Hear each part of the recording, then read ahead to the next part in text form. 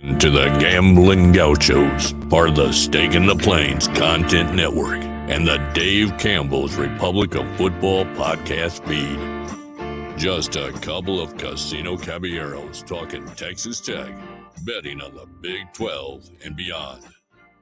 Now, here's Kyle Jacobson and Rob Bro live from the Cardinal Sports Center studio. Ooh, welcome to the Gambling Gauchos. I'm Rob Bro. He is Kyle Jacobson. And he is Money Mainville. We've got the three amigos. And tonight, as we will for most, if not every Sunday night, the rest of basketball season, we've already got the comment section lit up. If you want to light it up on the field, go to Cardinal Sports Center or in the stands. You can gear up and light it up. Everyone will be asking where you got your gear. You can do it at Cardinal Sports Center, mycardinalsports.com, or live and in person right outside the Loop on Slide Road. Go get you a quarter zip for a nice, crisp 4 p.m. kickoff against UCF. I believe the first 4 p.m. kickoff in Lubbock since, I think Collier said 1999 at least.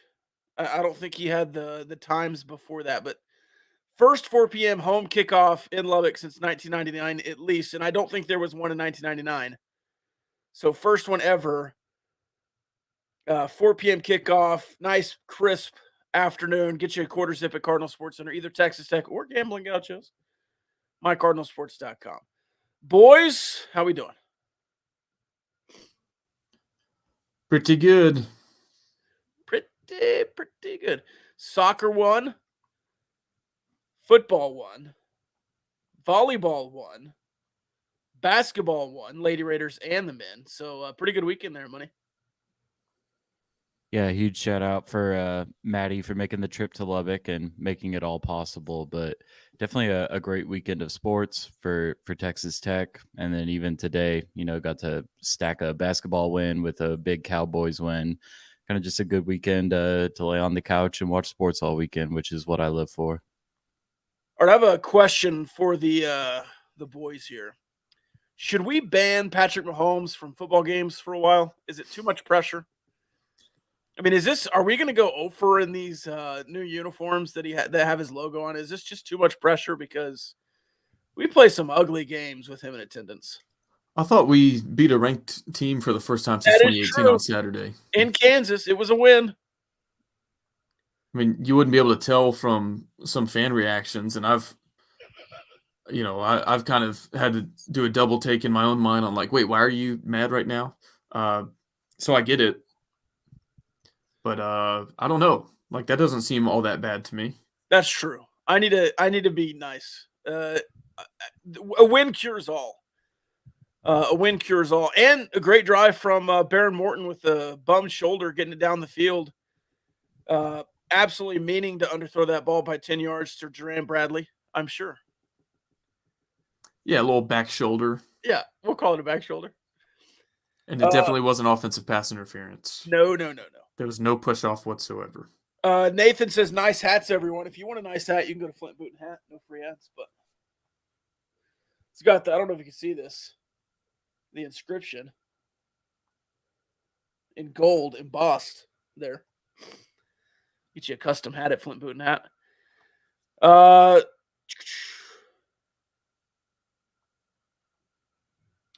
Let's see. Across the game, lots of things happened. I don't want to go through the full box score, and I know you didn't do your rewatch like normal. It's not much to rewatch in a 16-13 game. But do either of you have some just broad thoughts to kind of get into the game? Do you have any key moments you want to talk about? I've got one key moment. I guess I could start. Yeah, go ahead.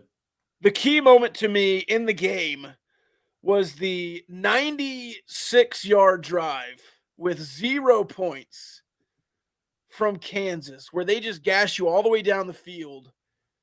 And then I believe it was Jacob Rodriguez. The TV guy said Ben Roberts in the backfield, but I think it was number 10 on the rewatch that got in the backfield. And then Braylon Lux was back there on the on the replay, but just having Jacob Rodriguez back, stuffing them on fourth down was beautiful, and it absolutely saved the game. That was the play of the game, in my opinion, and the drive of the game to stop them after, let's call it, Baron Morton's worst interception of the year. Yeah, and I think that's the key thing too, is that drive happened right after that interception. Just felt like a mistake you could have and should have avoided. And then, they drive it all the way down the field, get right to the goal line. You're thinking, man, that's going to be a really costly turnover in this game. And then the stop there was huge. I don't know if it would be a turning point in the game per se, but it was just really interesting to watch both coaches approach the game with their kind of mindsets and strategies. Obviously, I have no clue why Lance Leipold didn't take a timeout at the end of the first half. And then Joey takes one, late in the fourth quarter that kind of catches the announcers off guard. And then what do you know?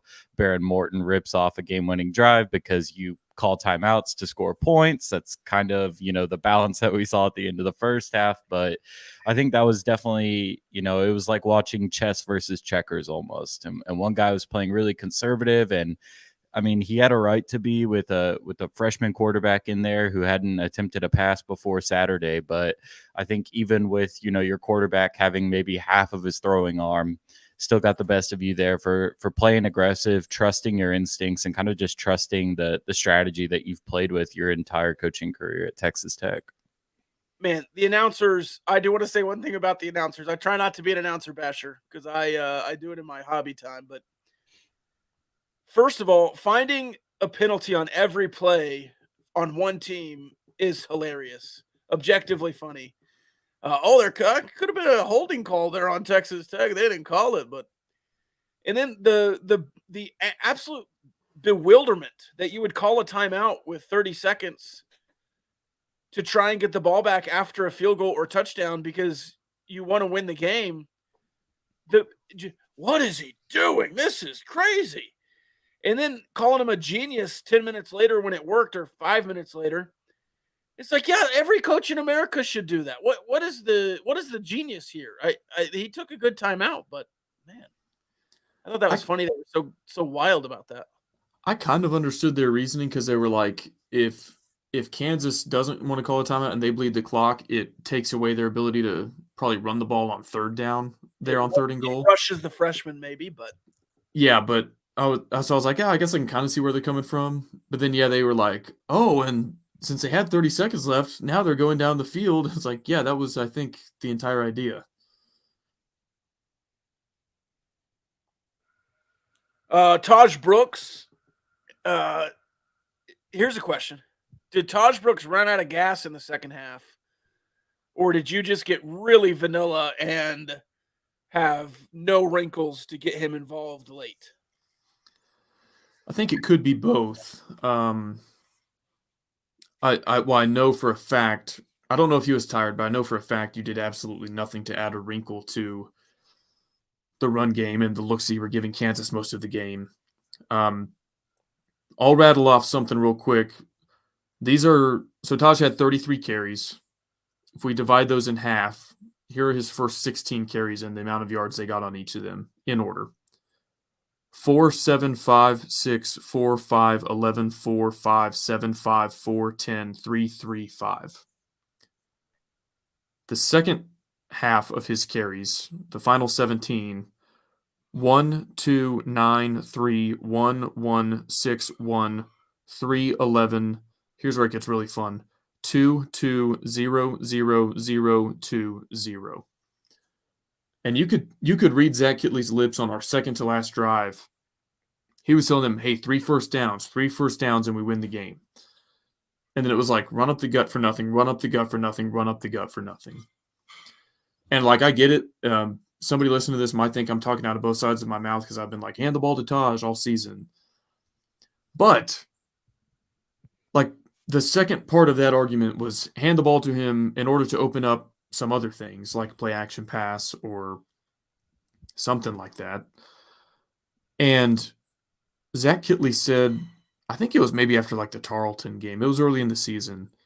he was like, well, like I know that some people want to see us run the ball more, but we don't want to run into bad looks. We don't want to run into heavy boxes. We don't want to bang our heads against the wall, was I think the phrase he used. If going for 2-2-0-0-0-2-0 isn't banging your head against the wall, I don't know what is. And I was waiting for anything. I was like, can we do a jet sweep instead? Can we do a run action to Taj and then a reverse to McCray or Price? In the first half, you finally did when J.J. Sparkman was lined up as a second back in the backfield. You did play action and he leaked out for 8 yards. I'm like, that's a great call on 1st and 10 when you need 3 first downs.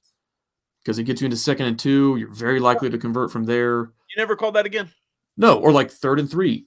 That's a great call. Yes. And not only did we not call that, we didn't call anything besides Taj up the gut, Taj up the gut, Taj up the gut. It was going nowhere. And like at some point, you have to bail on it or add a wrinkle to it. And so was it that he was tired after carry number 20 or something? I don't know, maybe. But also I think everybody in the world knew what you were doing. You had no counterpunch. You know, like the Baylor game is another good example. You heavy doses of Taj, and then you find Baylor Cup on the wheel route. Or like do something, do anything. Or TCU game, so not going as far back. You bring McCray in motion across the formation. Everybody's thinking speed sweep, then you go speed option. Like, do something different. After they kind of figured out, like, okay, you make a chess move, they counter, they know what you're going to do with Taj. After carry number 20 or 25, add some sort of wrinkle. But, like, we came out of halftime, and the very first play after seeing how they were going to play us for one full half of football and maybe trying to scheme up a way to attack them on the first drive of the second half, you do that stupid sideline pass, which is guaranteed to either get you 1 yard or lose you 1 yard. I was like, that's what we drew up coming out of halftime. And so, yeah, it seemed very, not panicky, but just like we can't think of anything else to do right now until backs against the wall and we have no choice but to heave it downfield. Thankfully, we completed all 3 of those passes and won the game. But, no, I think we were totally out-schemed all second half on that side of the ball. Gino Garcia's last field goal went through the uprights with 3 seconds left. You spent 48 minutes and 21 seconds of game clock, I think over 7 possessions, maybe 8, and scored 3 points with it. Like, somebody has to be accountable for that. And Taj's average on the day was still fine. I think it was 30 carries for 133 yards, so 4 and change there. But there was no other positive element to the offense all game until, like, you had no choice but to heave it downfield. And again, thankfully that worked. I'm glad we won. But no, like, there's nothing to hang your hat on offensively and say, yeah, we outmatched him here. We out-schemed him there. Not at all. The offense isn't adaptive. No. I think something that puts a wrinkle in it too is when your run game kind of gets a little stale like that. In most cases, I think you'd see an OC maybe run some zone read, but there's no way that you're asking Baron Morton to run the ball right now. You just can't. I mean, he's 1 tackle away from being sidelined for the rest of the season. And so, like, it's not an excuse that covers all bases because obviously there's a lot of other wrinkles. Like, this felt like a good game for Nehemiah Martinez to get a few carries, Dre McCray to get a jet sweep here or there, or even just some more Cameron Valdez. But it was pretty clear that one team adjusted and another kind of just hoped that success would repeat itself or that they could find something that hadn't been working the entire game. And it was close, and that's why it felt so uncomfortable and so, nail-bitey for pretty much that entire second half. If part of it was that Taj was tired, like let's work our way down the depth chart here. Cameron Valdez, 4 carries. Is he available? Like, can he have 10 in a game? Can he handle that much? Or is his max 4 or 5 carries a game? I think he still trails Tyler Shuck by about 8 carries to be our second leading rusher in terms of number of rush attempts. So if Taj if he's feeling it after 20 or 25, which is understandable, I think he had 20 plus in the first half. Like, you have other guys on the roster. Bryson Donnell doesn't look bad to me. Can he spell him for 5 carries? And Valdez, his average wasn't eye-popping, but 3 of his 4 carries went for 4+ yards during a stretch when Brooks couldn't get more than 2. Like, I don't know. And he's a different kind of runner. Like, that's more outside than between the tackles. Can you not put both of them on the field at the same time and have Taj lead block around the edge for Valdez? Today's Saquon Barkley ran a read option with Matt Breida. Is it possible? Are you No. allowed to do that? Apparently, some teams are. After motioning J.J. Sparkman across the formation 50 times this season to run block, on look number 51 of that exact same design, can you run an arrow into the flats that we throw for, I don't know, probably a 95% completion rate? Instead of banging our heads against the wall, as the offensive coordinator might call it? Well, and go back to the Sonny Cumbie season. Travis Kuntz caught 2 or 3 touchdowns on the same exact play, and I think 2 of them in one game. You can call the play again. You can do it again. You've called inside zone 70 times in the last 4 weeks. Try an outside zone. Try a duo. Put a fullback in there and run a lead. Like, you don't have to run inside zone only. When we need yardage through the air, I think our most dependable play right now is a slant to Coy Aiken for about 8 yards. Would y'all agree with that? Yeah. We've seen that a lot the last 2 games. Yeah. A concept, I don't think this is in our playbook. They could install it tomorrow if they wanted to. We learned this in 9th grade. We called it F Cruise. F is the tight end. He runs 1 yard down the field and then straight across. And then behind him, the slot receiver lines up on the other side of the formation, runs a 10-yard in. So it's kind of like a high-low look. One guy's really shallow. The other guy's at about 10 yards. Yeah, the mesh.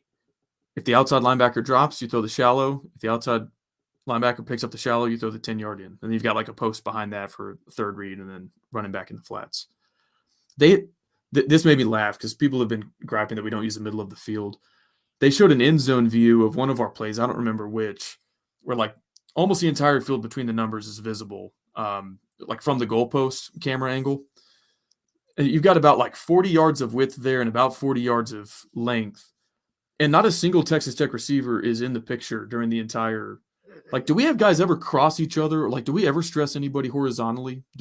Even if it's a decoy, do we drag anybody across the middle just to give their safeties or linebackers something to look at? I don't know if you cross hash to hash. I know you run some slants, but has Duran Bradley been on the opposite numbers ever after starting on the left side of the field? Has he been to the right numbers in one play? I don't know. Has Duran Bradley caught a pass inside the numbers? I don't know. I know we've targeted him a couple times, but no, we throw it straight to the sideline, or if we throw it downfield, if it's not a slant to Aiken, it's like to the sideline or at the numbers. And again, like, even if you want to throw it there, run a post from the slot to keep the safety inside. But like, we don't do anything over the middle, like nothing. We did a little bit when Tharp was playing. I don't get it. And is that yeah. It feels like Strong was thrown over the middle more than anybody. I don't know if that was him just ripping it, because that's what I always say. When you start having success in the passing game, it's not like you're calling new plays. You've been calling the same plays. You're just finally executing the plays. And Kansas went and prevent in the last drive. That's why you were able to bomb it down the field. It's not anything new you were doing offensively, except maybe testing the defense there. But just, yeah. I thought Kansas looked good, and I thought you beat a good team. I don't think they looked poor. Now, obviously, you're against a third-string quarterback at that point with him coming in late. What was his name in the first quarter? What's the quarterback's name? Cole Ballard. Ballard. Son of Indianapolis Colts general manager. Yes, Ballard. That's what I thought. So Ballard coming in early. But even in the first quarter, I thought you contained Jason Bean really well. And that was obviously one of their point of attacks to run with the quarterback. And I thought you contained him really well. So defensively, I don't think you could have played much better, except for maybe one play where they have the 60-yard touchdown run. They kind of hit some fits there, but I thought Jacob Rodriguez was really good. And now you're 5-5. One Big 12 win guarantees you a winning record in the conference, gets you a bowl game, and completely changes the outlook of this season. It'll be the first time you have back-to-back winning Big 12 records since Mike Leach. It'll be the first time since the round robin, which you don't do anymore, but since the round robin started, the round robin era, that you've got 2 in a row. Last year was the first year in the round robin that you had a winning record in the Big 12. And yet, people still say on Twitter, on Elon Musk's X, that Joey McGuire is Matt Wells 2.0. I do not understand it. People still watch this team get a road win against number 16 Kansas, which still doesn't compute to people who watch 2 games a year that Kansas is good. And people are still on there saying Matt Wells 2.0. I just, can you see anywhere that Joey McGuire is doing what Matt Wells did at all? Joey beat West Virginia last year. Yeah. That was reminiscent of the Matt Wells era. Yeah, Matt Wells did that 3 times. That's about all he did. Was the field goal fiasco the last game Wells coached in Lawrence as Texas Tech's head coach, or did he get another one after that? No, that was his first. Okay. And then he was sidelined with COVID in 2020 when you almost lost to Kansas. That's right. And then in 2021, we beat Leipold in year 1. Jason Bean, Kansas. Yeah, hammered him pretty good. That was was that Matt Wells or was that after he was fired? That was He was still there. Or still okay. Yeah. That was Donovan Smith's game. He played a lot in that game. Mm-hmm. But man, that's just I don't get that. And we don't need to give a lot of credence to it because it's just a couple of fans, but the recruiting is unmatched over the last 10 years. The conference record is unmatched across the last 10 years. It's just night and day what's happened. And it's not just Matt Wells. It's the last 10 years. And you don't fold in crunch time. And you have a defense that plays 60 minutes of us. So I don't know. It doesn't seem fair, I guess, to Joey. No, I mean, not only did Joey secure your first conference winning record since 2009 last year, he's 500. He's above 500 in conferences. 4-3. So if you put those together, he's 9-7 in conference as things stand right now. So that 9 out of 16. I don't know what that win percentage is. I guess 55-ish or something like that. I would like to see the combined win percentage in conference play of his 3 predecessors. And be like, okay, we're roughly 15 to 20 percentage points higher than that, and that's during a 2-year span where I think we'll probably be worse than like the median year under Joey going forward. Like I think we'll be better once he's in year 3, 4, 5, and so on. I don't remember Matt Wells locking up any 5-star commits. I don't remember qualifying for any bowl games under Matt Wells. Don't remember winning any bowl games under Matt Wells. I don't remember beating Texas or OU, much less both in the same season under Matt Wells. I do remember some FCS teams taking us to the wire under Matt Wells. But no, I think people just see like, oh, I'm mad at the TV during a game, and so therefore it's the exact same as it was when the last guy made me mad at the TV during a game. Did you beat a ranked opponent under Matt Wells? I don't think so. Maybe Oklahoma State was. Oklahoma State, yeah. You didn't beat one on the road. It's okay to play close games too. Yeah. Like, it's okay to do. Also, going back, like I don't think Jason Bean being out diminishes the win that much for me. Like injuries happen in football, depth matters. Texas Tech certainly doesn't get a do-over for the 6 quarters that they played with Jake Strong. We had to start 3 quarterbacks last year. We had to start 3 quarterbacks in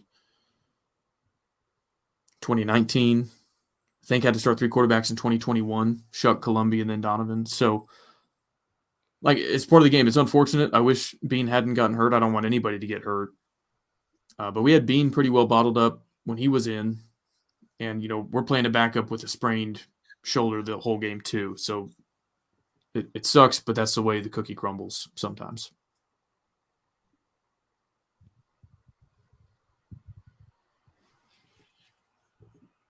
All right. Any final thoughts on the Kansas game before we start moving on? It's crazy just the difference in narrative around those two teams. Like, they're both 4-3 in the Big 12. Kansas is seen as having this revival. They have one of the best coaches in college football. They're in the college football playoff top 25. And Tech fans are like panicking that we're in shambles, that Joey isn't the right guy, all this stuff. It's like we have the same record as them, and we just beat them on their home turf. I know fans don't want like a lecture on perspective and stuff, and they're going to feel the way they feel, win or lose. And like, I get all that. But it's just funny to me that a team with that much positive momentum surrounding them, like Kansas, has the exact same conference record as you. And this is in their best football season in like 15 years. Yeah, I think if you had told me before this team even started playing games and saying, hey, you're going to lose Tyler Shuck, you're going to lose to Wyoming on the road, and Baron Morton's going to be banged up for essentially the whole season, and you've still got a chance to be bowl eligible, as the year winds down, I think you're feeling pretty good about that. And we still really even haven't seen this team at full strength with a healthy quarterback for the full season. It's been Baron Morton doing what he can on an arm that, quite frankly, looks like it's hanging on by a thread. I mean, it's impressive the way that this team adjusted and adapted to win the game. And, injuries or not, I think Taj Brooks, man, put the ball in his hands and hope for good things. As we've talked about before, you've got to get a little bit more creative with it at times, but that guy's just going to give you a chance to win, like Devin Neal did for Kansas. Like, it's kind of the same story here. You got a banged up quarterback. What do? You trust your running back. And I think, Tech may have caught a break with not adjusting as much as they probably should have offensively, but when you've got a guy like that in your backfield, it covers a lot of sins. Yeah, Kansas beat BYU. Kansas beat Oklahoma. They beat Iowa State, who just hammered BYU. And this is a decent team you're playing. Beat number 14 Oklahoma. So, look, 3-point victory. Could have gone to overtime. Is what it is. I think you live to fight another day here. You're 5-5 in a good position. All right, you want the Big 12 records of the previous three coaches? Yes. Combined, they went 35-68. It's worse than I thought. Around 30% victory rate in the Big 12.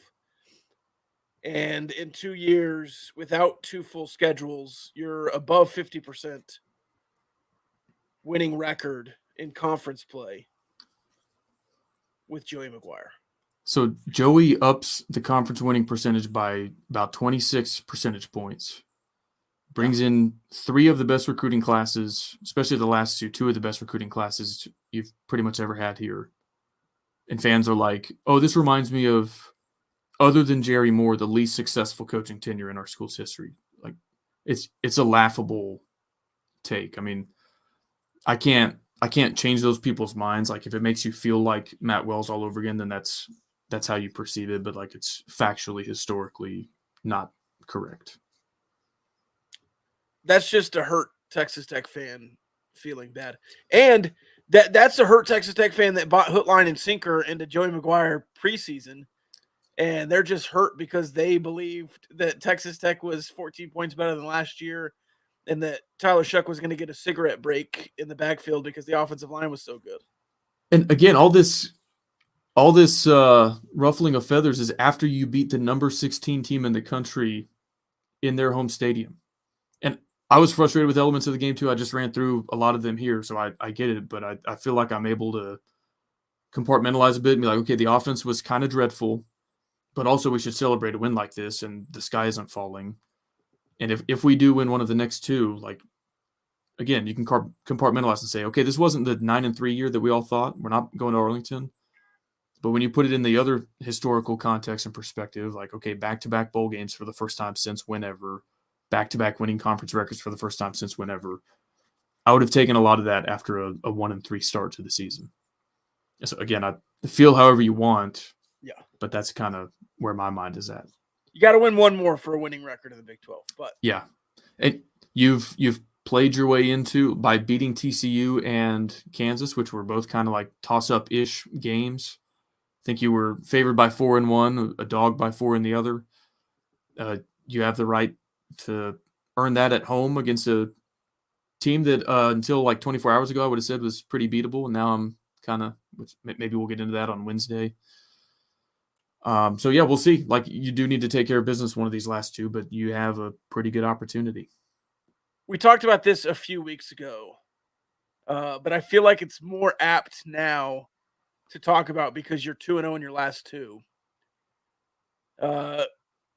If you get to 7-5 this season, if you win out, if you beat UCF, if you beat Texas, is that a better 7-5 than last year? Because I have a pretty easy answer in my mind. What's your answer while I stew on that? Yes. Because that is an improved Big 12 record, and that's all I care about. I do not care that you lost at Wyoming. I do not care you lost to Oregon. If you go 2-0 in the last two and get to 7-5 and beat Texas twice in a row, Texas in Austin, and the new Big 12, you kind of set yourself apart, in my opinion, from what you've been in the past. I can agree with that, especially because it would make you 6-3 in conference, and it would require 2 road wins, one in the rearview mirror against Kansas, but one against Texas against a highly ranked team on the road. So here's where I struggle. The 5 is a lot worse. Like, losing to Wyoming absolutely stinks. I don't feel like you had any just ugly, like, indefensible losses last year. The Baylor game got ugly, but you were only favored by, I think, 2 or 3 in that one. Whereas this year, like, okay, we want that one back. We want that one back. We want that one back. But the 7, I think, would be more impressive this year if you were able to get there. So I guess I could sympathize with that argument. I think the quarterback situation too this year, with how much worse it's been and how much more volatile it's been because of the injuries, obviously adds another element to that. Obviously, you had injuries last year as well. But, I mean, when was the last time you think this team really felt good about what they had at quarterback?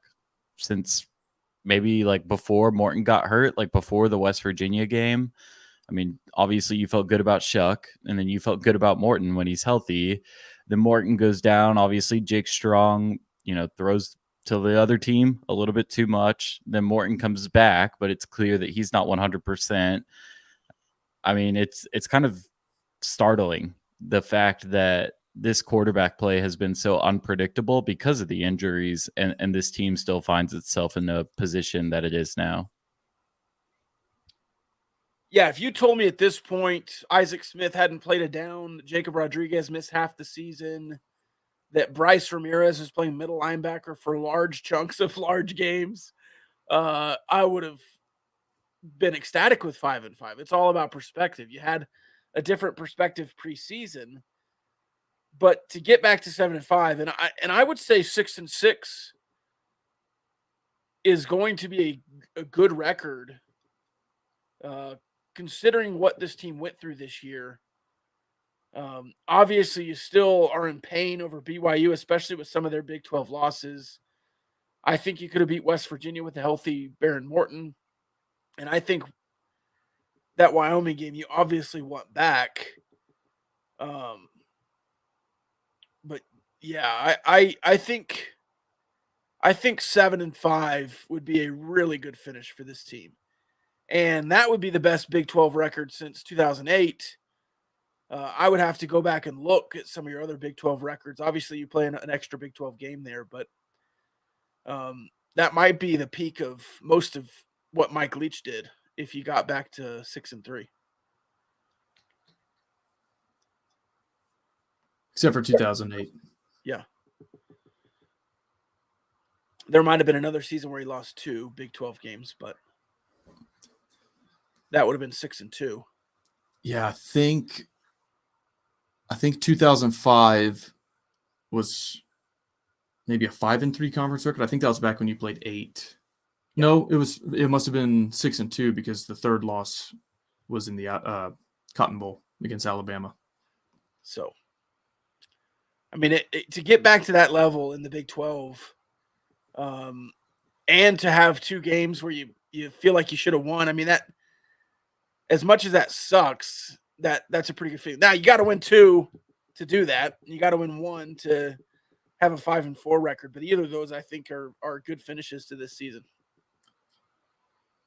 Yeah, and again, all of that, like Coach Prime was saying earlier, when they lost their first game to Oregon, he was like, "Say whatever you want, but you better say it right now, because like we will never be this bad ever again." So, if y'all want to gripe about Matt Wells and stuff, get it all out this year. And I don't think any of us wavered midseason, even with the bad losses. I think we all still thought Joey was the right guy, and even if you lose the next 2, I still believe that. Don't want you to lose the next 2, but like I'm all in on it. I think that you're still trending up, and so take your shots now, I guess. Before we get to basketball, what do you think about the announcements that Hammond and Hudson and a couple of others are going to be gray shirting and going to be here for spring football? I think it's great. You know, the last thing you want, I think Hudson is probably expected to be a starter next year. The last thing you want with most true freshmen is to have to play them in their true freshman season. But like we saw with Jake Strong and maybe some other guys, it does happen. And so, yeah, it's great for those guys' development. I mean, obviously you trust a college strength program more than like if they say in high school their spring semester, you're hoping that they like run track or play baseball or something. So I remember those days, totally different level, but like playing Division III, I was like, I'm not working out. Like there's nobody telling me to do it anymore. And so then you show up for fall camp, like totally out of shape. So I think it's great. I think if you make a bowl game, I think they can even practice in the bowl practices, which is great. Kind of that they can even get some experience before you go into spring practices. So I'm glad that most of them seem to be enrolling early. No, they can't play in the bowl game. Will Hammond compete for a starting spot next season? No. You're shaking your head pretty strong there, Ryan. Experience is so underrated in college football. It really is. I think Will Hammond is really talented. I really do think he's going to be a great quarterback one day. But, I mean, to have an experienced Behren Morton on the roster, assuming he's there, like, there's just no way. I mean, we've seen the volatility of playing a true freshman quarterback who's really talented too this season. So experience wins. I'm going to choose my words carefully here, but I've thought this through and I mean what I'm about to say. Will Hammond is good enough to start as a true freshman next year. And I'll leave it at that.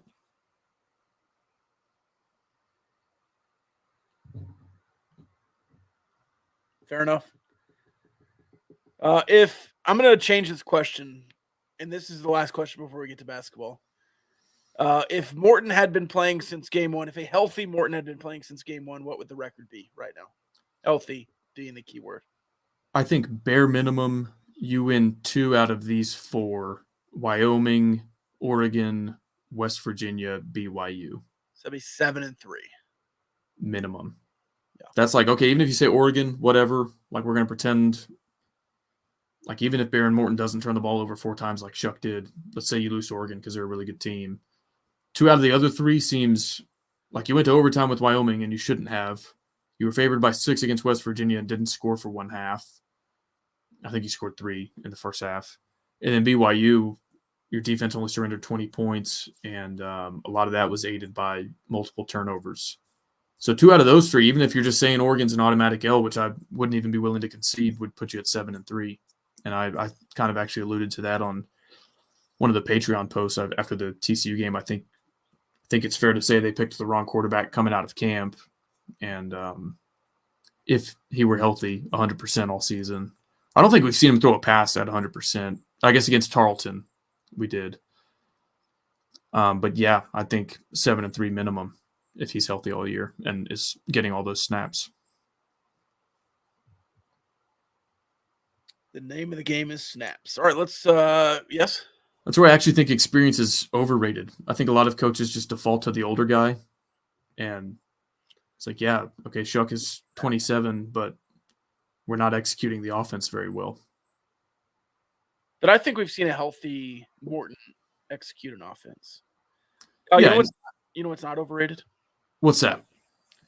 Reno barbecue. You want to tell us about it? Yeah, I am. My family is kind of taking the easy way out on Thanksgiving this year. We're just getting Rahino barbecue and maybe making a couple pies or sides at the house. But they're selling Thanksgiving turkeys. They have holiday platters available for purchase. They've got some other kind of family pack trays that I think what we're doing is we're getting a pound of turkey, a pound of brisket, a pound of sausage, and a pound of pork. And we're just going to do kind of a barbecue for a Thanksgiving spread. So check that out if you want to. If you're going to Lubbock for the UCF game, bring a cooler so you can take it back with you if you live out of town. Or if you live in West Texas, it's super easy. Give them a follow on social at Rahino BBQ. Order ahead online at RahinoBBQ.com. Best barbecue in West Texas. The goats. Sorry, were you going to say something else before I cut in for the ad read? No, I think there's obviously a balance on that experience conversation. I'm not just saying that if a guy who's never played has more raw talent, you play him, but I think that sometimes coaches default to always going with the older guy when people with, I don't know, more of an outside perspective might be able to make more of an impartial judgment on something like that. Look at center this year. Yeah. All right, hoops. Yeah.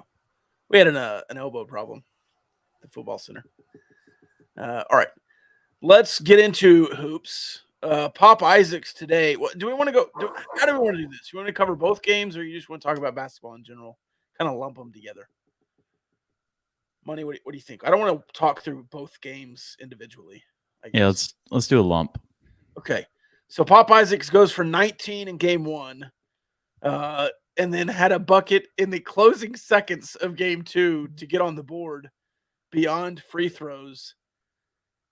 It averages out to 10 points a game, I think, almost.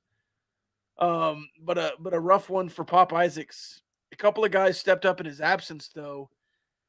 Is this the kind of team that can have, I'm going to choose my words carefully, 2018-ish type roster where you can have somebody go for 15 every night?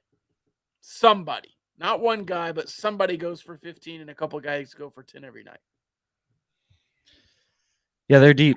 We talked about that a little bit in the preview on Sunday, just that this was a team that, has a deep rotation. They can play as many guys as they want. It's been a little bit tighter than I would have expected, but I think still everybody that's played this season has scored.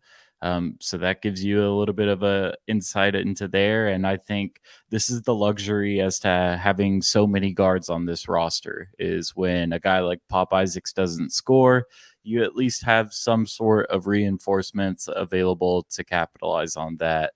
Today did not really happen. You had a really bad offensive day today. I think it kind of makes sense for, an early Sunday tip. The USA looked pretty empty, probably not a lot of energy in there, kind of a sleepy start. But I think eventually being able to pull away and the contributions you got from Pop Isaacs, even when he wasn't scoring, was pretty impressive to me. KenPom does box scores for every single game, and in those box scores, there's usually like an MVP of the game, just depending on the person that made the most impact in that game based on what the analytics tell you. And in this game, it was Pop Isaacs. Like, he scored his first bucket with 20 seconds left in the game, but still managed to play 34 minutes, had 5 boards, which actually led the team, which is surprising considering you've got a 7-footer on your roster. and he had 5 assists, 2 steals, and only 1 turnover. He played really, really mature basketball, even when the ball wasn't going in the hoop tonight. And I think if he would have panicked, if he would have tried to force the issue a little bit more, it could have really cost Texas Tech. But in a low-scoring defensive battle, he played smart. He got his teammates involved. And that was a huge, huge thing to see. I think if you're Grant McCasland, is okay, even if my young star goes through some turbulent times, I can trust that I can let him play it out and he's going to figure it out. I missed the game today against San Jose State. I was actually in a suite at the Cowboys game. Hate to just drop that on everybody listening, but the rumors are true. I'm looking back now, and ESPN BPI has their like win probability throughout the game. I think we started at about like 85%, and it just ticks closer and closer and closer to San Jose State all game. It's like almost a straight line until 8 minutes left in the second half. It gave San Jose a 61% chance to win when it was 36-33. Tech was trailing, and then from there it's like falls back off a cliff, and it looks like everything went Tech's way from there. I guess you outscored them 23-6 after 18-2 run to end the game. That'll help. So yeah, and I just the first thing I saw was the final score, and I was like, okay, 56-42. Yes, you hired Grant McCasland, and that final score looks like a Grant McCasland final score. Even though I think we're probably going to play a little bit faster than some of his teams have in the past. The one thing I'll remind people about some of those Beard teams, and Rob, you invoked the first Elite Eight squad, is how much better they got offensively throughout the year. Like the defense was always good, and it's no guarantee that you're just going to like magically round into form come February. But it's also game 2, and plus a scrimmage. So I'm not saying that you're going to get way more efficient offensively as things go along, but it is possible, especially with good coaching, and I'm confident that we do have good coaching. And like, hate to say this because you don't want to tempt fate, but how much worse can it get when you shoot, what was it, like 20-something% game 1 and then 18% from 3 game 2? Like, you're probably not going to do a whole lot worse than that on any given night.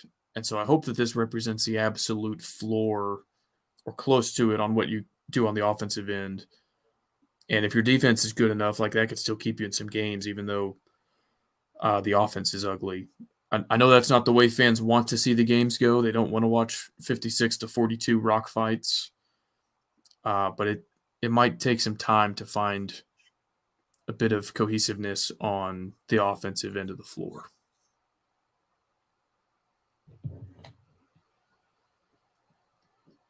I will say I really enjoyed the final 4 minutes today. And if you can play that well in every final 4 minutes of the season, you're going to be a damn good basketball team.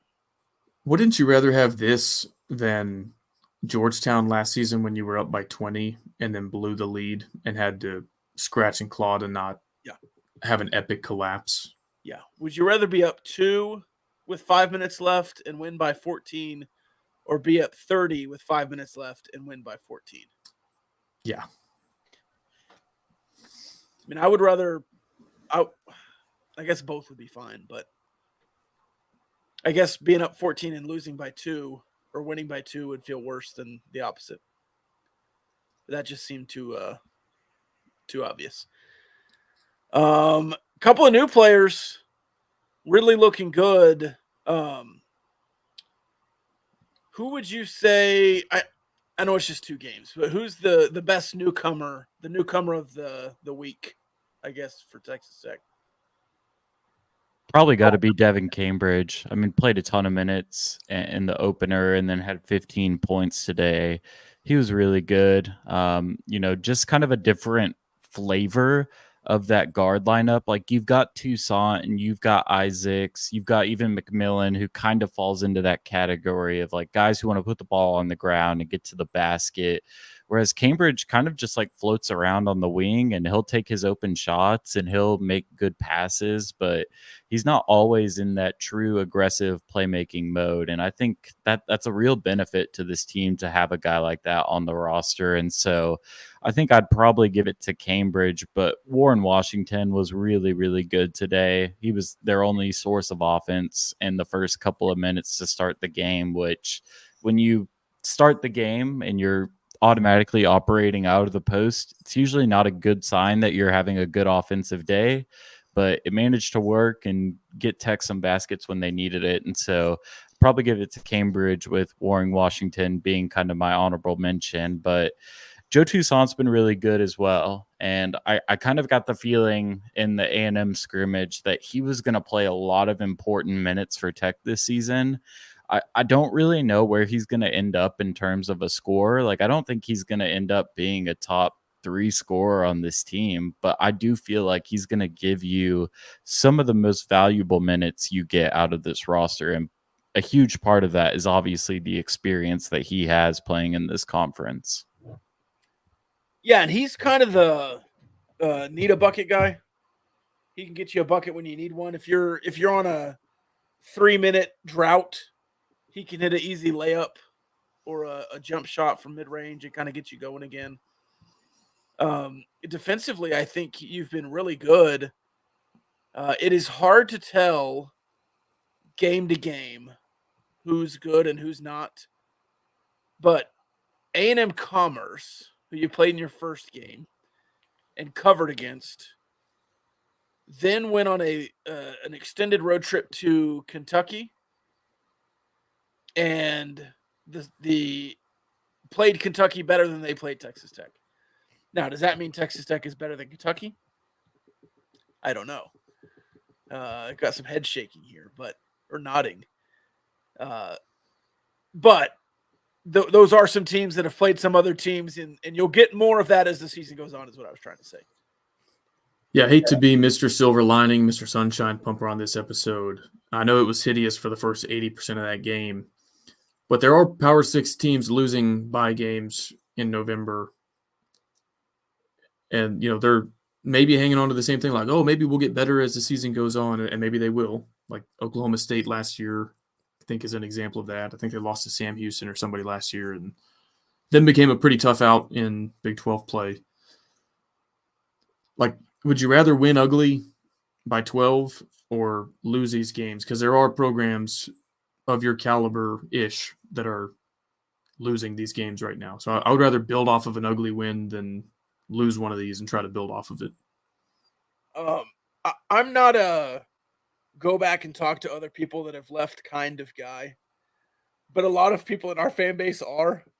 And I did notice this week that Cal had lost a bye game to an Ocean. So I did see that. Pacific. And I will say, this San Jose State team is not Pacific or Bethesda or one of these random teams. I mean, they're a top 150 team in KenPom. They aren't terrible. This is going to be the toughest game Tech plays at home until Big 12 play, at least as KenPom stands right now. Obviously, you're going to have some neutral site tests until then, especially in Atlantis, but it's a good team, a team that won 20 games a year ago, and your defense really stepped up for you now. And you're 5th in KenPom. Obviously, you've got a 2-game sample size, but you're 5th in KenPom in adjusted defensive efficiency. That's exactly where Grant McCasland wants to be. And I mean, Texas Tech is 2-0, and they have shot 20.5% from deep over the first 2 games. It feels like you're going to be due for some positive regression. And when that does, if that defense can stay steady somewhere, near the top 10, it's going to be a really hard team to beat. And I think you got stretched today and tested against, I wouldn't say a good or a great team, but definitely a competitive team. Like, they're a top 150 team. And this is kind of why, I like the approach of Grant McCasland of playing some of these tougher teams, these Bingo. 50 to 75 spots in KenPom. Man, it may not look like a lot, but it's huge. It's so good for your team to play some tougher teams, to figure it out, and to really be stretched and tested before you get to league play. This is exactly what we wanted. Like, I've been personally bitching loudly about this for the last several years. Like, yeah, you can beat Southwest New Hampshire Community College by 45 in November, but what good does that do anybody? Or you can play, like you're saying, Ryan, a decent team, like not a middle of the Big 12 caliber team, but somebody that's at least going to stress you a little bit, give you a look, and you might win ugly by 12 points, but you at least learn from that game and grow from it far more than the 14-game non-con slate we've been lining up in years past. So this is part of playing quad 2, quad 3 type games instead of Ken Palm 337, 12 times in the non-con. Are any final thoughts on basketball before we move on to a couple of miscellaneous points I wanted to get to? I don't think so. I think Gas is that dude. I think we're going all the way this year. Okay. I'll give you a month and then ask you again. What you mean by all the way? We do have a comment here on the YouTube comment section. If you're watching on YouTube, hit that subscribe button, hit that like button, comment, smash, whatever you do. Grant McCaslin is so active on the sideline, constantly coaching, such a breath of fresh air compared to Mr. Arms Crossed.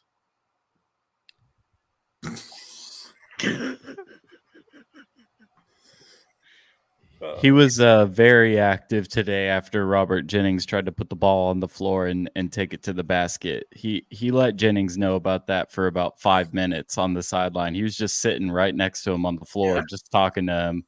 I don't think he was too happy about that shot, but I agree. Like it's a different edge for sure. And watching him coach in the A&M scrimmage was a lot of fun. Obviously that, the Super Pit wasn't packed. It wasn't a regular season game. So you could hear some of the things that were happening on the court. And he's just always yelling at his guys, telling them where to go, talking to them before they go on the bench.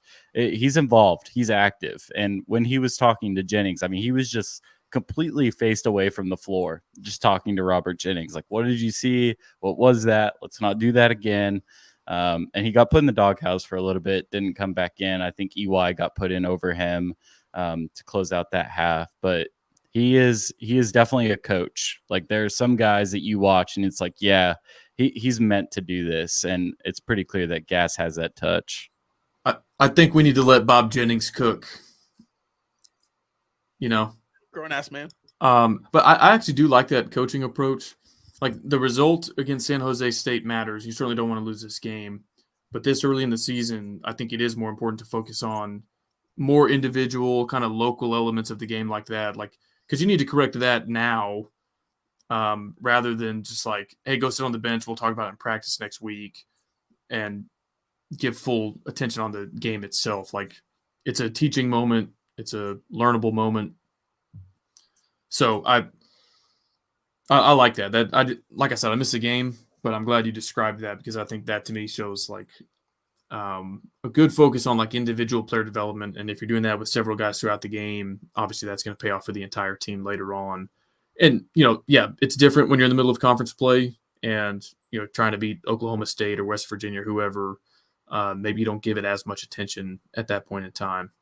But for, it's basically like a preseason kind. I mean, it matters for your tournament resume and stuff, but I like that approach.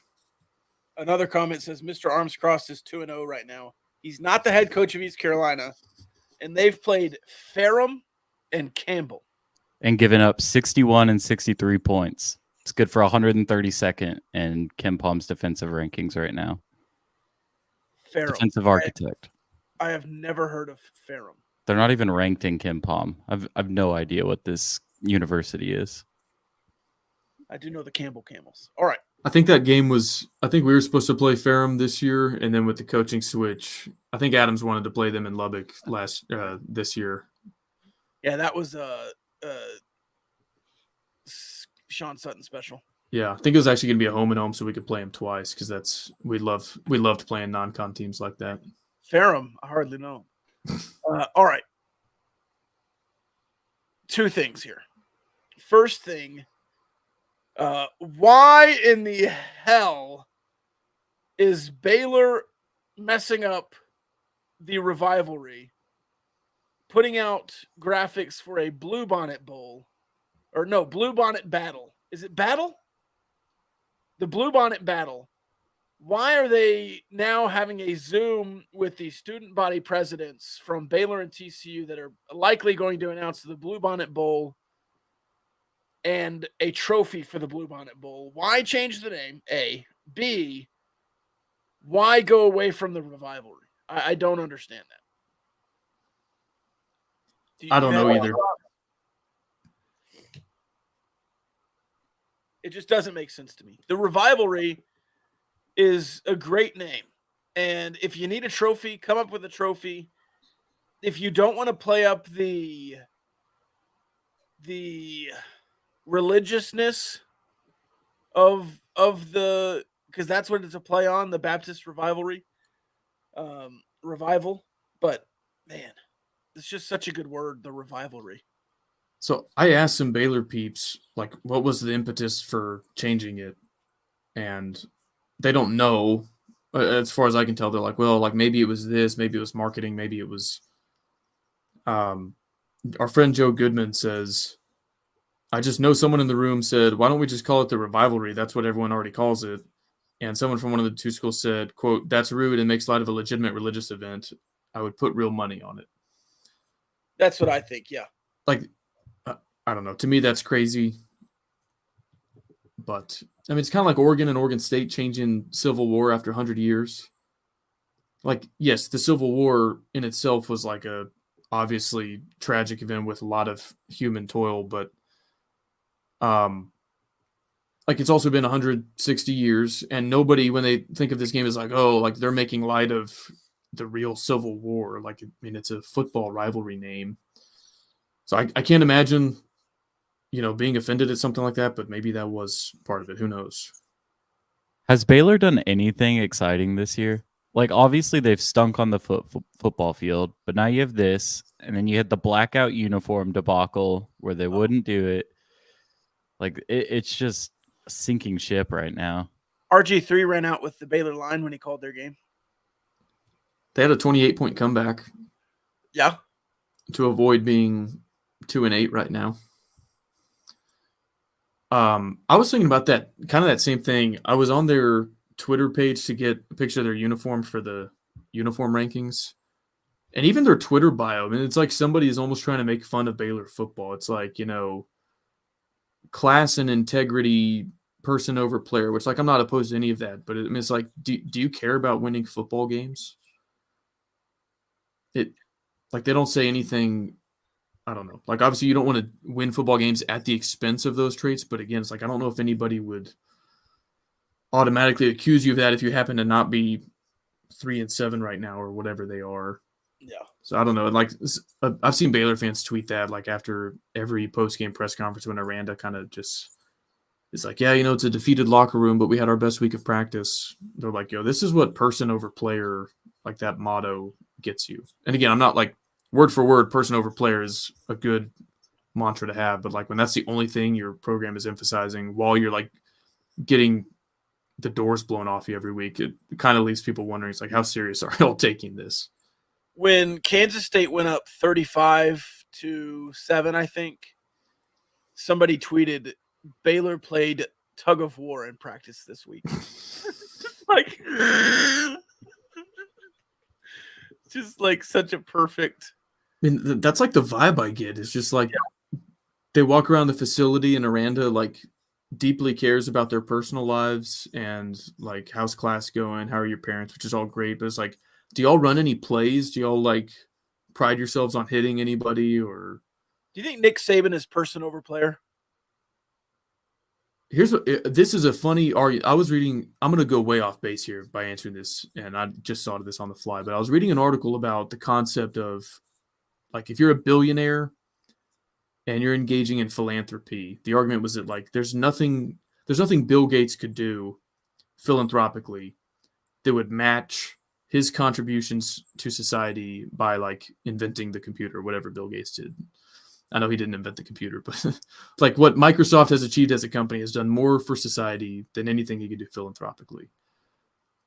So I bet Nick Saban would argue to you, like, what I do for my players by putting them through Alabama for 4 years, giving some of them professional careers, giving them a college degree, having them compete at this level, like does more for them than if I don't coach them hard as football players and I'm just like nice to them or care about their academics. And so I think it's that. It's like it doesn't have to be one versus the other. You don't have to suck at football to care about the person beyond just being a player. Yeah. And I think you could actually make the argument that like if we achieve a lot together as a team on the football field, on the basketball court, while you're taking care of your business outside the lines, like that is the best thing I could do for you as a person, as your coach. Yeah. But like when you're 3-7 and like fans are roasting you on social media and you're describing your own locker room as defeated, like how good is that for the person, Monterey Baldwin? Like, you know, taking out the player and the team aspect. Like I don't think personally any of those guys are really having a good time right now. So anyway, that's my long-winded way of answering your question, which I forgot what it even was. Meanwhile, Lane Kiffin is lighting up players on secret recordings for missing 2 weeks of practice and kicking them off the team because they skipped 2 weeks of practice. I thought that was an enlightening conversation. Yeah, that was a weird. You're talking about the guy who like Lane Kiffin claims like, well, you didn't tell anybody that you were missing 2 weeks, and he was like, well, like it was for my mental health. Yeah. And Kiffin was like, that's fine, but like you didn't notify any of us that you were missing practice. Yeah, we told you the head coach wanted to talk, and he's like, I didn't want to. He's like, oh, like, yeah, like you have to just say, hey, man, I'm going through some stuff. I'm gonna have to miss practice this week, and maybe you don't kick him off the team, but to not have a conversation at all and to just disappear for 2 weeks, and then to expect to just come back and be on the team is wild. Yeah, that doesn't work at any job. You can't just not show up for 2 weeks and then go back and tell your CEO, like, yeah, I had to take a break. It's like you have to notify somebody. Save up your PTO and then take 2 weeks. Yeah.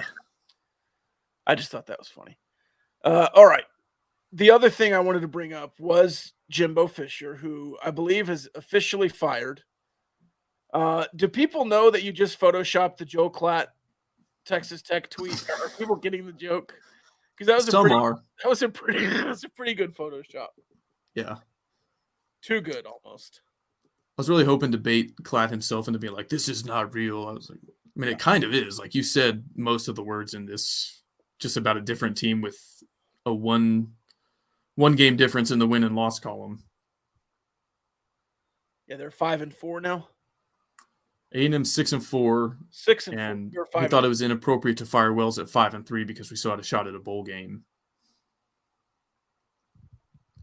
He at least like, did it after a loss. Yeah. Yeah, imagine if we had won by 40 points to get to 5-3 and then fired Wells. Well, to just like immediately prove that tweet wrong by Joey being more successful than any head coach has been since 2009 in year one is like, this is why you make the change, whether Joe Klatt likes it or not. Is there any worry that Joey is going to A&M? No, I think they would look down their nose at him at this point. They'd be like, oh, we don't want some 5-5 coach from Tech. Yeah, so it was big brain of him to go 5-5 this year and not the next.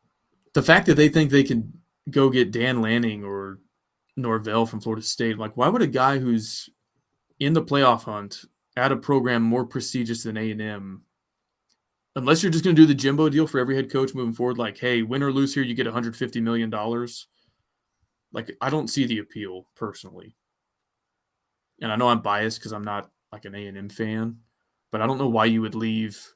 If you have things absolutely rolling at Oregon, Florida State, Penn State, any program like that, I don't know why you would up and leave for A&M. Now, Jimbo did it because of the crazy contract and because he didn't have it rolling at Florida State anymore. Like they were willing to buy Jimbo stock at an all-time high, and he cashed out. Good for him. But I think they think of themselves. I know they think of themselves as like a top 10 job. And I think one of their fans, the way they phrased it on Twitter today was, "This is the apex of the profession."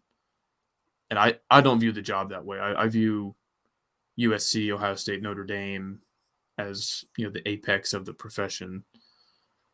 So I don't know. I think they're like looking down their nose at guys like Joey or Jeff Traylor. Like that feels small potatoes to them. But I don't know. I guess we'll see how their coaching search goes. Elko from Duke? Yeah, that makes sense. Like they are a better program than Duke. He's done a great job elevating that program. He was DC at A&M, that makes sense to me. Who else is on the short list? You said Dan Lanning. I think that was the Swaim comment that Dan Lanning was the go-to. Well, I've seen Lanning and Norvell a couple different places. Cliff's agent. I mean, working overtime. There's not a worse job in college football for Cliff's personality than A&M. Like, bring him home, baby. You have to recruit not only top 10 class, like A&M signed the number 1 class ever a couple years ago. Like, you have to recruit lights out. You have to schmooze the donors. You have to go to public speaking events. That job is like Cliff Kingsbury's worst nightmare. I mean, the guy was this close to like retiring to a cave in Malaysia or somewhere after the Cardinals fired him. And then he like kind of decided not to do that and is a graduate assistant for Lincoln Riley or whatever. But there's no way he's signing up for that job. Like, you couldn't pay him enough.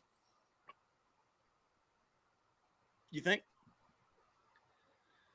I mean, he's set for life. His grandkids are set for life. I don't know why he would, but maybe. I don't know. All right. Mailbag time? Yeah, let's do it. The Matador Transit mailbag. Before we do that, if you want to go to the West Texas coast and do a little wade fishing in legendary Baffin Bay, you can do so with Wreckham Outdoors and Captain Preston Long. Happy Veterans Day to Preston Long there. Shout out to him. I will say this. If you want to catch a giant fish and you want to look at giant fish and you want to see an Instagram feed with giant fish, go over to Wreckham Outdoors on the Instagram, WreckhamOutdoors.com. If you're a Red Raider, you get a discount or at least potential discount. I'm not going to put words in his mouth that you just get an automatic discount, but he has been offering on Twitter. Follow him on Twitter, Captain Preston Long, and go get some legendary fishing done at legendary Baffin Bay. Wade fishing out in the water, in the elements, getting some fishing done on the coast of West Texas. All right, the Matador Transit mailbag. We'll zip through this.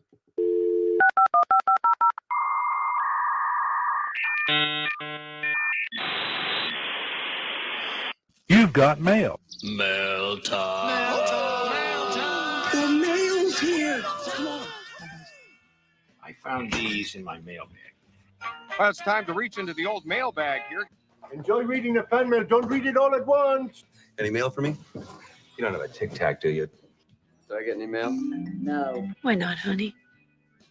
Who has the better fro, Walton or Yahalo? Kerwin Walton. Yalaho. Is it Yalaho or Yahalo? EY, I think you called him earlier. Good move. It's a safe pick. Walton is a perfect fro. It is just well manicured. Did you know an opossum is a marsupial? I would have guessed rodent over marsupial. Mailbag question is that. After game 1, there was a YouTube comment. I grade this team a C- so far. Start, binge, cut, social media commenters. Facebook, YouTube, Twitter. I would start Twitter. No, I would start YouTube, bench Twitter, cut Facebook. Yeah, I'll trail you there. Facebook is, I don't know how people do it. Our YouTube commenters are incredible, which is why I probably start YouTube. But because like in the wasteland of YouTube is a dangerous place to be. But There was a post on a Facebook group today saying that Tech should fire Joey and go after Jimbo Fisher. And I'm like 95% sure it was serious. 95%. would you, if you're West Virginia, would you fire Neil Brown to bring Jimbo home? I think so. I don't think anybody's really going to come after Jimbo. No, he's got a couple years to sit around. So I don't think you can justify firing Neil Brown if he finishes 7-5 or 8-4. I mean, you could justify it, but you let Jimbo vacation for a year, and then when he wants to scratch that itch, then you bring him home after Neil Brown goes 4-8 next year. With Big 12 adding women's lacrosse, beach volleyball, what other sports would you like to see added, if any? And if there isn't much season crossover, which Tech athletes do you think would be a great dual sport athlete? Hockey? Big 12 hockey? That'd be fun. I wish Texas Tech would add a wrestling team. I like collegiate wrestling. I think Go ahead. I was gonna say I think Will Burns would be a good 2-sport athlete. Just a hunch that I have. Yeah, that's a good one. Maybe Mike Dingle. Trying to think of previous athletes. I know TJ Vasher was a big basketball player. I wanted to see KJ Allen. KJ Lewis? KJ Allen. What was the last chance guy? KJ Allen? KJ Allen. I wanted to see him line up at defensive end. How about Browns tight end Marco Santos Silva? Now he's playing overseas in basketball again. I thought that with Norrance too. Before Norrance kind of slimmed down, back when we had guys that weighed 220 trying to set the edge, I was like, could he play defensive end? Like, I mean, he's 6'8". I don't know what his playing weight was. I don't want to guess that. I feel like that's insensitive. But he looked like he could play tight end or defensive end or something like that. I think it was 300 as a freshman and then was like 245 when he left. I mean, that was just an insane glow up. Start, bench, cut. Who does bad football the best? NFL, college, high school. Bad NFL is the worst football. Bad college can still be entertaining. I've been through a lot of bad high school football. I've called it on the radio. It's not fun. So I would say college, NFL, high school. I'd agree with that.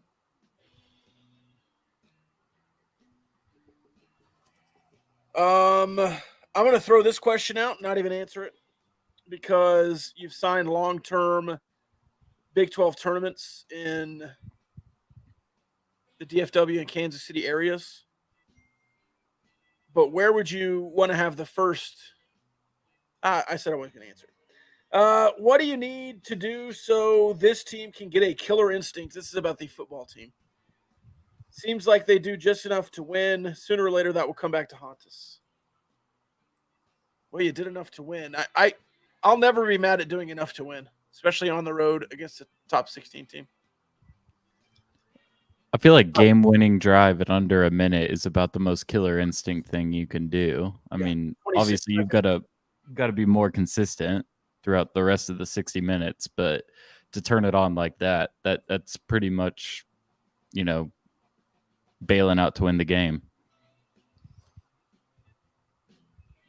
Yeah, if that's something I always wrote about with Cliff, that team never had a killer instinct, but goal line stands, stopping teams on fourth down, that's all killer instinct stuff.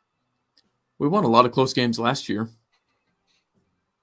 Yeah. Like three overtime games. I mean, is that I guess maybe don't fully know what's fully understand what's meant by the question, but what is Tim DeRuyter listening to in this photo?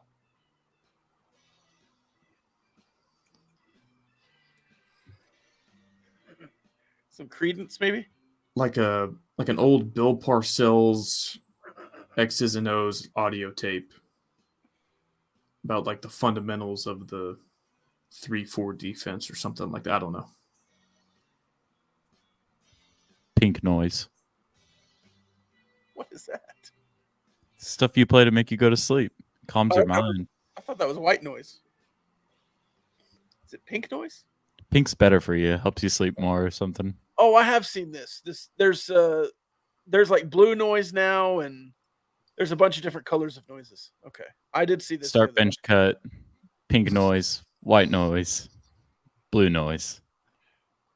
I guess I'd have to do some more research, but I just heard of white noise. Yeah, that's the only one I know.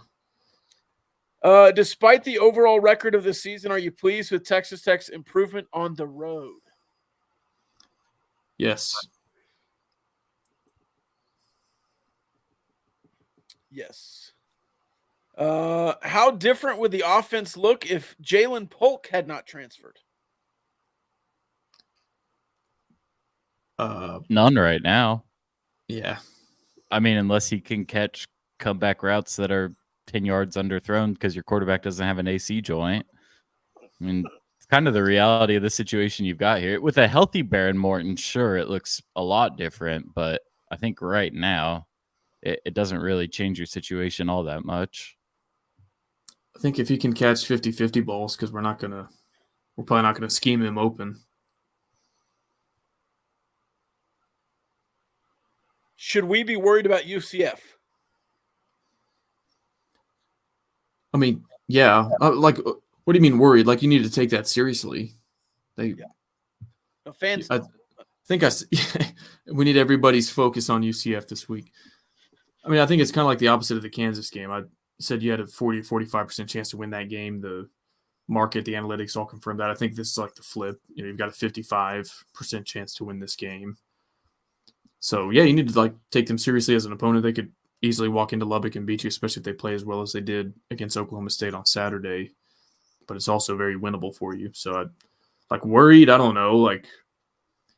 Again, going back to perspective, UCF has 2 Big 12 wins, and we have some fans shaking in our boots, certain that they're going to blow us out of the water. And meanwhile, we're 4-3. We just beat a top 16 team on the road, and we think we suck. So it's hard for me to square some of that sometimes, and not my place to tell anybody else how to feel. But I think it's pretty much a toss-up game. Did you see the Kansas discourse on Twitter about if they should rush the field or not when they beat Texas Tech and Kansas State? Yeah. Okay. This is another long one. Do you think when Bean went out injured, Texas Tech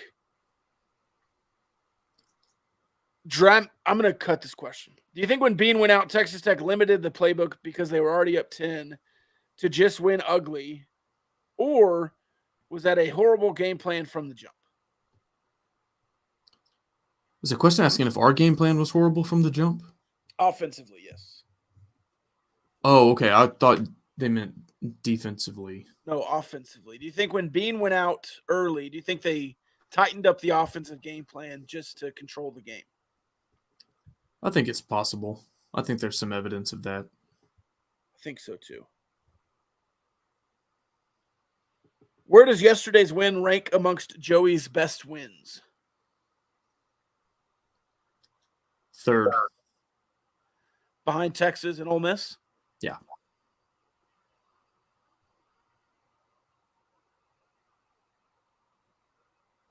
Yeah. On the road. I was trying to think of other ones, but because I was thinking Oklahoma would be close. TCU to get that monkey off your back would be close. But yeah, on the road, Kansas, top 16 team. I think that's first ranked win on the road. First one on the road for sure. Was Texas ranked when you beat them last year?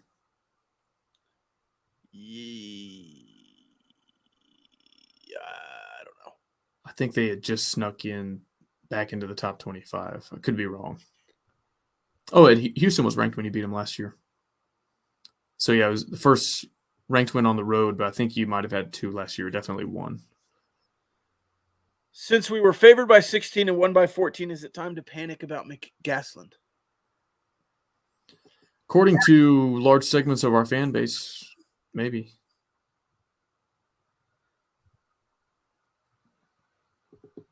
Vegas doesn't know ball. Are you panicking? The total was 131.5, and then they scored 90-something points. That kind of makes you wonder a little bit. If they keep giving gas totals that are in the 130s, I think there's a lot of money to be made if you're into that kind of thing. Hammer it. Do you want an anecdotal question? Sure. Okay. This is anecdotal, but why do you think so many quarterback injuries happen in college football now, especially in the Big 12? I think about the early 2000s and can't recall any of the top quarterbacks in that era of the Big 12 getting hurt. Chase Daniel, Graham Harrell, Sonny Cumbie, Brandon Weeden, on and on. I think there are better protocols now to keep players out when they're injured. But this is a hurt versus injured question. I think Sonny Cumbie probably plays through an AC joint. Patrick Mahomes did when he was playing here. Didn't Sam Bradford get hurt twice at OU? You know, did he tear his ACL at OU twice? Or was that just in the NFL? I think ACL once at OU, and I think shoulder once at OU. Because he tried to come back against Texas and re-injured the shoulder, and then he was done for the year. Yeah. So I don't know. To answer the question, I think you'd have to do more than just like go off the top of the dome on first off, is the premise true? Are guys actually missing more games now than they used to? It certainly seems that way at Tech because we've had to play so many quarterbacks. And how many quarterbacks you don't remember that were injured? Right. Yeah. Yeah. Because they were in, you don't remember them because they were injured. Yeah. Oklahoma State had that year with Dax Garman started a few games, and then I think he was in because somebody else got hurt, and then he got hurt. So I don't know. The answer to the question is I don't know. I think that maybe there's some stuff with if turf is causing more injuries, people are looking into that. But I don't know if guys are actually getting hurt more often than they used to, especially specific to the Big 12 or college football. That's why it's anecdotal. Dax Garman is an insane pull, by the way. Yeah. I think about this stuff, right? It's 1:30 and I'm about to go to sleep, and I'm like, Dax Garman beat you in 2014 when you were wearing the ombre uniforms. That's your pink noise. And Paul McCartney was playing in Lubbock that night. I remember because I had class, and my professor let us go early because she was going to the Paul McCartney concert. That was the Dax Garman game. What do you think about the this is not in the mailbag. That's how my brain works. What did you think about the new Beatles tune that dropped? Haven't listened to it. Think the Beatles are overrated. But the technology of splicing that together 50 years later. Yeah, that's impressive. But, I mean, they did that with Elvis, A Little Less Conversation, and that was back in 2002 or 2003. And that Johnny Cash AI singing Taylor Swift was amazing. So I would rather probably listen to that than the Beatles. Would you take a whole album of Johnny Cash AI covers of Taylor Swift? Yeah, or more generally just top 40 stuff. I would be very intrigued by that based on the small clip I heard of Johnny Cash doing Taylor Swift. 1989, Johnny's version. Yeah. All right, that's all I got. I'm not going to leave y'all with the final thought. I'm going to leave y'all with the final question. Okay. Which is more depressing? That Tyler Shuck is second on the team in carries. Now, mind you, he's played the total equivalent of about 3 games. That he's second on the team in carries, or that Valdez has 1 carry more than Baron Morton has, 36 to 35. Which one of those tidbits is more depressing?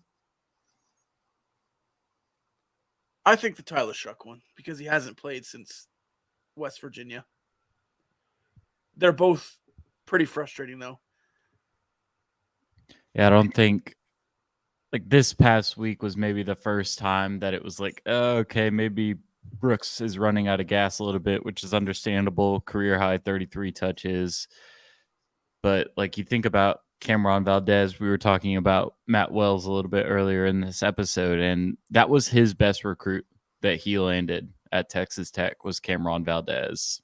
And so, yeah, I think you definitely need to see him run the football more often. Your top 5 rock toters. I'm going to read off their names and their position and how many carries they have. This is just how they're listed. We can maybe argue this a little bit. Taj Brooks, running back, 226 carries. That's about 22.6 carries per game. You like that. Tyler Shuck, quarterback, 48 carries. Cameron Valdez, running back, 36 carries. Baron Morton, quarterback, 35 carries. Rounding out the top 5. Nehemiah Martinez, wide receiver, 12 carries. 3 of your top 5 are not running backs. And number 2 is a quarterback whose leg snapped in half, and he hasn't played in the last 6 games. What are we doing? Did you see the Syracuse box score where their tight end was their leading rusher this past weekend? Do they have James Hadnot, or did he just have 1 end around, go for 70 yards or something? Oh, Shout no. out to Dino Babers. They were feeding them. Just because of injuries, or? They had 7 passing yards. Oh, their leading receiver was their starting quarterback. Their leading rusher was their starting tight end. Amazing box score. Go look at it. I've heard enough. Bring Dino Babers as co-offensive coordinator. I was all in on Dino Babers early in his career there at Syracuse, but I just don't see how he gets another job anywhere else. They won't fire him, though. He's been there so long. He's going to have to Boeheim it at Syracuse to keep a job. I can't tell if he's not that good or if that job is just like you're never going to win there. But I think last year they were like 6-1 or something. Bring him home to Baylor. Like they beat Clemson in 2017. Like he does one thing like every 3 years, and then like a pandemic hits, and so like, well, we're not going to fire you. Yeah, it's like you beat Clemson, then they kind of want to fire you, but then there's a pandemic 3 years later, so they keep you, and then you start 6-1, and so they keep you, but then it's just like nothing in between. Yeah. You look at his record; he's like 46-82 at Syracuse, but it's like they're not going to get rid of him. I think he has like a 10-win season at Syracuse. If you were Iowa and Kirk doesn't want to fire Brian, do you force the move and fire Kirk Ferentz and then go hire Stoops? So 2 thoughts on that. Kentucky Stoops. One, I read that because of Iowa nepotism laws, Kirk Ferentz is not Brian Ferentz's direct supervisor. The AD is. So it's actually out of Kirk Ferentz's hands. The AD can fire the offensive coordinator directly at Iowa, if I understand correctly. But second, they're 8-2, and they're going to play for the Big Ten championship. Like, are you making a move? Why would you? Yeah, why would you? It's like Will Muschamp one year at Florida. He was like 4-3, but they were tied for first in the SEC East, and it was like, if somehow he gets to Atlanta, like, can they fire him? So yeah, like they average 7 points a game, but they haven't given up a score all year or something, and so it's like, yeah, they're 8-2, and how do you fire a guy for going 8-2? Can't. All right, I'm gonna go look up some pink noise.